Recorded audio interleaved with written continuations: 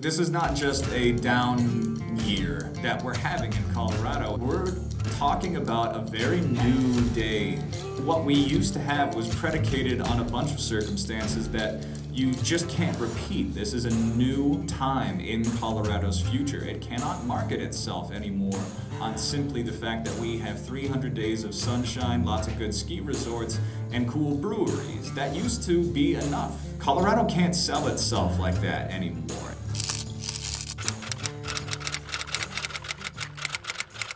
Welcome to the OpEdge, the Gazette's opinion podcast, where we bring you cutting-edge perspectives from Colorado's top newsmakers, columnists, and more. I'm Jimmy Sengenberger, investigative columnist and your host for the program. DJ Summers is Director of Communications and Research Operations at the nonpartisan Common Sense Institute, and he joins me now to dive into the Costlier state of Colorado. DJ Summers, welcome to the OpEdge.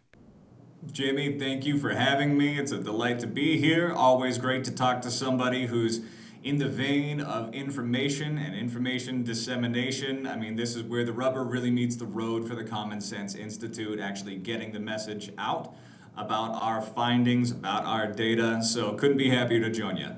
Very glad to have you here. Now, the Common Sense Institute, I'll just say CSI for short, of course, recently released your Colorado Free Enterprise Competitive Index, which brings Colorado down to number 17 from 10 in 2011 in a 15-year period. Fundamentally, what's going on there?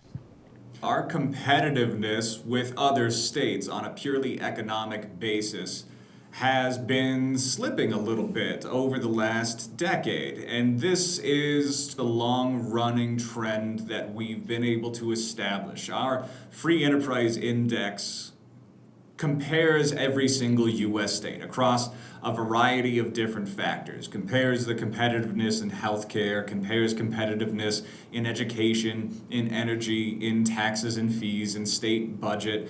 And this is just assembled with publicly available data that gives a sense of whether or not we're a better place to be for that respective item, for education or healthcare or whatever else. And the overall economic competitiveness is compiled from those smaller brackets, and we take that and then we come up with an economic competitiveness index ranking. Colorado's has simply been sliding in the early 2020s. Now, that's not to say that Colorado is any kind of horror story. No one is fleeing for the hills. We're not going to be a big burnout, mass exodus on the level of Detroit in the 1960s or 70s or something like that. Comparatively speaking, Colorado's economic competitiveness is still fairly high against all the other states. Its performance, that is. But compared to other states, it's starting to slide a little bit, and that's due to several different factors. There is some problems with education, some lower rankings for education output, higher spend with administrative positions in school districts relative to their student size. It's also due to some foibles with transportation. We've got relatively low-ranked transportation. We have a greater debt ratio with our state budget and our local economy, our local municipal budgets. So all these factors have been slipping a little bit. We're just not as competitive as we used to be. DJ Summers, when we look at some of these specific areas, and I've got in front of me on the competitive index on energy, the state is now 22nd, healthcare 7th, housing 50th, of course, has been near the bottom for half a decade. Infrastructure's dropped, public safety, state budget. Those are a lot of different metrics to look at. Is there something that you can tell when you actually break apart the specifics and say, okay, we're looking at this category and that category, anything that stands out noticeably in comparison to that general drop to 17th from 10? I think really the number one thing that stands out with our Free Enterprise Competitiveness Index is the housing. Because the housing is the backbone of an economy. The housing is what makes sure that people are able not just to live within their means and have a good life and want to be in the place where they are, but they're actually putting down roots. If you have an entire population that does nothing but rent, they're more transient. They're more likely to leave for another state for new opportunities elsewhere, especially as an affordability crunch really starts pressing on people, pressing downward on people, and it's making them seek other opportunities and a cheaper place to live just generally. So you want people to come into your state and not just be able to live, but want to live there for a long time. You want a durable group of people that will continue fueling your economy, not just give it a little spurt and some fizz just for a few years. And a big thing is what happened in Colorado in the 2010s. We were a massively, massively popular state to live. We were the it state to live for a very long time through the preceding decade. And those are not circumstances that are going to be easily repeated here. That was the dawning of the millennial coming of age for an enormous generation of people. It was the ubiquity of cell phone usage and the popularization of outdoor culture that made Colorado so popular. We had such a good standard of living back then relative to the expense that Colorado barely even needed to market itself. And those are not going to be so repeatable anymore when it's so unaffordable to live here. We're just not going to be able to absorb the same amount of people. And those were the people that really made Colorado boom. All of the people that moved in here over the last 15 years, they brought new businesses with them. They brought new employees with them. They brought new ideas with them. They brought new innovation. They contributed to the establishment of Colorado as a innovator, as a kind of Silicon Valley in the mountains. And that will be compromised if people can't live here anymore. And the other portion of our free enterprise index that fleshes that out is the migration portion. In 2024, we were one of the lowest ranks for in-migration. It's almost entirely, it used to be domestic migration was an enormous share of what we had going on here in Colorado. That's not the case anymore. All of our in-migration over the past couple of years was mostly international migration that coincided with the big troubles at the southern border.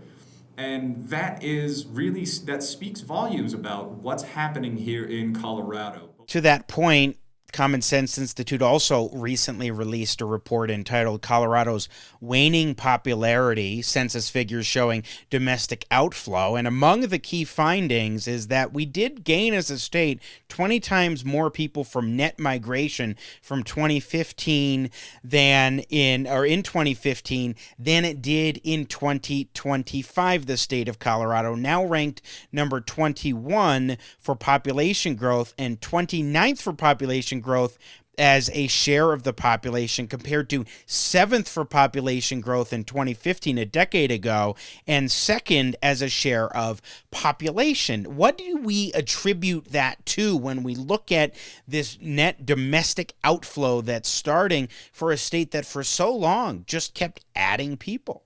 Some kind of mix of a couple different things. Number one is clearly that affordability issue. If people cannot live there comfortably, they don't want to be there. They're not going to be able to be there for very long, especially as they grow older and start putting down roots, developing families, trying to start businesses of their own. And that's the second portion of it, is starting businesses of your own. If business is easy, then people will want to be in that place. They'll want to put down roots. They'll want to grow. They'll want to continue investing into the economy, creating new jobs, creating new opportunities. And the regulatory environment in Colorado has simply gotten less business friendly. And there's really not a kind way to say that. There's not a diplomatic way to say that. It's just a less friendly environment here for business operations than it was 10 years ago, 15 years ago, 20 years ago. So I think those two things are kind of colliding at the moment, and you've got this self-fulfilling spiral where fewer people are moving in because it's too expensive.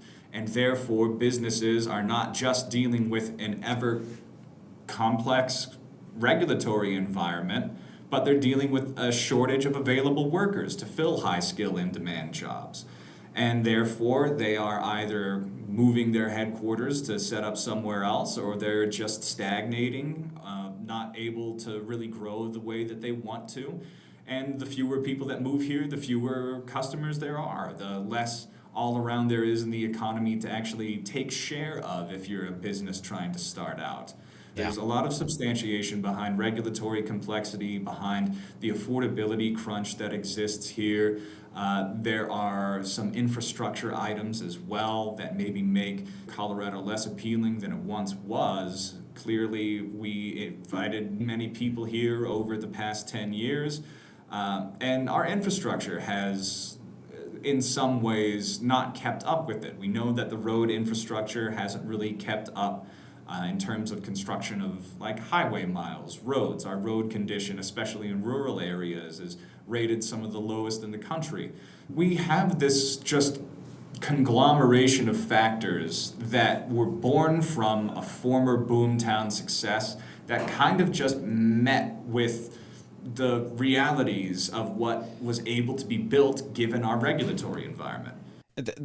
The coalescence of factors that you're talking about shows up in a number of different areas, including, let's zero in on that affordability issue and what the Common Sense Institute calls Colorado's inflation hangover, writing in a recent report that this combination of a rapidly recovering economy, extraordinary fiscal transfers, near zero interest rates, and lingering supply constraints created the condition for the fastest inflation in more than 40 years. Now, that's very much a national phenomenon.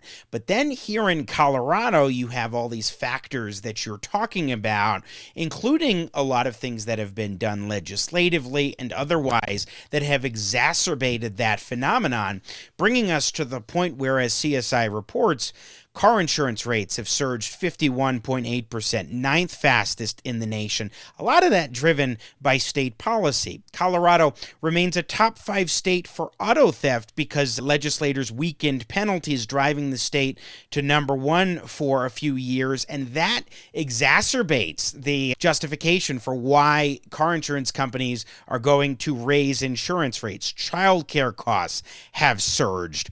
Then you have households with the 10th largest tax burden. Talk to us a little bit about some of those factors that maybe legislation has helped to push higher in terms of the affordability question and inflation. Well, I think the crime one is a very interesting case in point because people's perception of safety definitely influences whether or not they're wanting to locate in a certain place. Whether or not that influences affordability is pretty much a moot point. It absolutely takes so much money out of the economy at such a rapid clip. The overall economic loss for just the crime that occurred in the peak year in 2022 was over $27 billion. That was the economic impact of the big crime spike that Colorado experienced in the early 2020s. That's money that is not going back into the economy. That's money that is just a dead loss. And a lot of the regulatory environment, specifically around criminal justice over the back half of the 2010s and especially the early 2020s, was new. That was very new. There was a new kind of philosophy at work at the state legislature and in many local city organizations that wanted to prioritize kind of clemency over incarceration. They wanted fewer people to be in prison. Alternative programs, alternative sentencing guidelines, lighter sentencing guidelines for lower level offenses, items like that. There was kind of a big push in the back half of the 2010s and in the early 2020s to try to take a lighter approach to criminal justice. I don't think that they wanted it to increase the level of crime, but Sure. what we found was that it kind of does. We found that there is a direct relationship between your incarceration population and your rate of crime. Those two things are very, very tightly connected. So in deprioritizing the one, they ended up contributing, along with many other factors that were probably not policy related, just general COVID era interruptions, but it contributed in part to that uptick in crime, which made a lot of economic juice just go right out of the economy. And people need to supplement that somewhere. That money does not just go back into the pockets through another means. It just goes into the underground. That's not money that was captured by the state budget. That's not money that was captured by local authorities, anything like that. There was a dearth of taxes, and that contributes in part just to a growing kind of attitude among Colorado legislatures that more regulation is better. More regulation can solve more things. In that regard, DJ Summers, when we talk about regulations, Colorado has been a far more heavily regulated state in recent years, which drives up the cost of business, and that has contributed to a loss of workplaces at a high rate in the year of 2024. As CSI has recently reported, we have seen a slew of companies take their headquarters out of the state of Colorado or decide not to come here. I think something on the order of 98 companies hit at that level, according to one metric. That is pretty striking. Goes to regulations as one piece, but are there other factors that have been driving businesses saying, you know what, maybe Colorado isn't the best place for us to set up shop or to remain, at least from a headquarters standpoint? It's an outstanding question because there's a million different contributing factors that go into that, and we could be here the rest of the day talking about all of them. Let me back up here and dive a little bit more into that study that was released earlier this week. We used some data to establish net births of business establishments versus net deaths of business establishments. And in 2024, we had one of the nation's highest rates of net business establishment losses. That is not a good look. The jobs that were in all of those business establishments were lost at a rate that was the highest in the nation.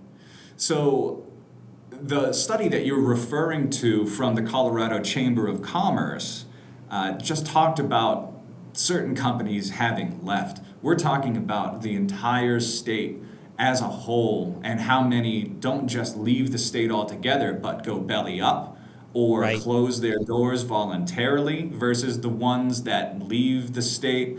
And that metric is kind of more of an overarching theme that the Colorado Chamber's kind of report can rest inside of. And that rate is huge. That rate is massive. The lowest rate in the nation. We used to be one of the most quickly growing economies in the entire nation. And now we're seeing this net business exodus. I think that is well substantiated. Most of the businesses that you talk to, from other survey results, from Centennial Economics, they will say that uncertainty is the name of the game here. That's why there's such a low confidence in the economy. There's uncertainty. There's uncertainty about what's going to happen with the future of Colorado. There's uncertainty about what's coming down the pipe with regulations. You can take just what the Colorado legislature has passed in terms of bills and their complexity over the last 6 years, and it's orders of magnitude more than it used to be. We're passing bills now at a rate of 4 times what we did on average in the 2010s, and those bills are on average like 50% more complex. They're longer than they used to be.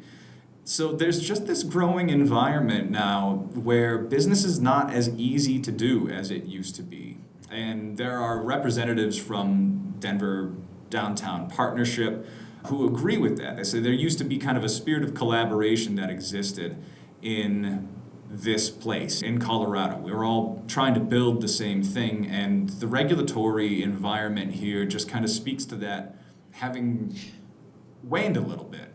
Yeah. One thing that the report notes from the Common Sense Institute is that Colorado is, quote, experiencing one of the highest rates of net business loss in the nation, as you talked about, with significant implications for job growth, economic competitiveness, and long-term prosperity. Specifically, your report identifies that Colorado ranked 48th in the nation for net new business establishments per capita in 2024. The state lost just shy of 4,000 net establishment closures, outpacing business creation, and business turnover resulting in a net loss of 13,287 jobs, the worst per capita in the country. The Gazette editorializing around this that it all amounts to a wake-up call, by this point more like a clanging fire alarm for our state's elected policymakers. How do you look at that, especially when, heck, the Wall Street Journal is even pointing out Colorado's decline in these regards? It's not just a moment in time, I believe, that we're undergoing right now. This is not just a down year that we're having in Colorado at the moment.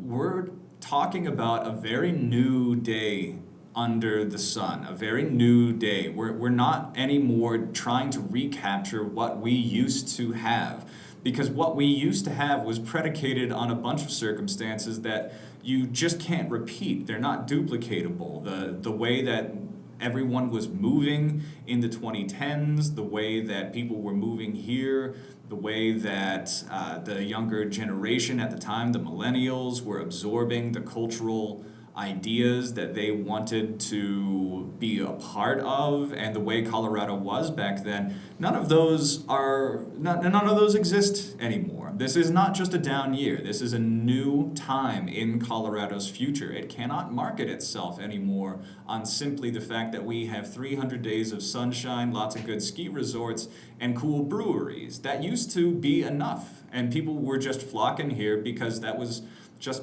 the cultural moment.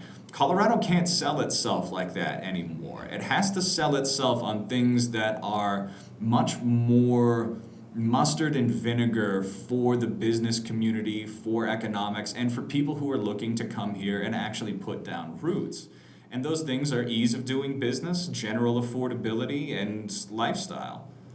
Finally, Colorado has been, DJ Summers, a pinnacle state for innovation. I mean, we have a massive aerospace industry. We have growth in AI and quantum computing, which of course requires data centers, and there are hefty debates about that we could certainly do another podcast about. And the list goes on for the tech space that we have had in this state. Are there any impacts that you've noticed to that high-tech sector of the economy, to aerospace, that could be or are being impacted already by the different factors that we've been discussing here today? Oh, very much so. Very much so. I mean, really, what kicked this entire discussion off over the last couple of months was the exit of Palantir from Denver to Florida. And that was a big event. That was Colorado's largest publicly traded firm. That was a huge, huge name that left. And part of the reason they left was upcoming AI laws here in Colorado. Those AI laws potentially could be costing billions of dollars in future economic development to the state. We ran an analysis on that last year, and it was in the orders of billions of dollars that could be lost if those AI laws have a kind of chilling effect that prevents future tech companies from setting up here or loses us the ones that we do have. And it bears repeating that a huge part of the growth that we had here in Colorado in the 2010s and the early 2020s was tech companies. That is the big burgeoning business. That is the big burgeoning vertical of a booming economy here in the new century, in the new millennium, and we were capturing a big share of that. The AI laws that Palantir quoted, they do have a chilling effect. The U.S. Chamber of Commerce even quoted the Common Sense Institute's work in a letter to Congress, warning them about the passage of such AI laws. They were saying very clearly, this is going to have a negative impact. This is going to scare people off. We're worried about the passage of these kind of laws. And that is case in point. Palantir left. We are starting to see this decline in net business establishments across the board. I think that it is imperative we understand the real impact of what happens when we're losing the quickest growing and probably most valuable economic sector in the nation. Yeah. In that regard, DJ, we will certainly watch CSI's forthcoming research with great interest. Again, DJ Summers, Director of Communications and Research Operations for the Nonpartisan Common Sense Institute. Thanks for joining us today. Jimmy, thank you for having me. Be on anytime. Thanks for tuning in to the OpEdge. If you enjoyed today's episode, please drop us a like, subscribe on YouTube or your favorite podcast app, and be sure to share it with your friends and colleagues. For the Gazette, I'm Jimmy Sengenberger.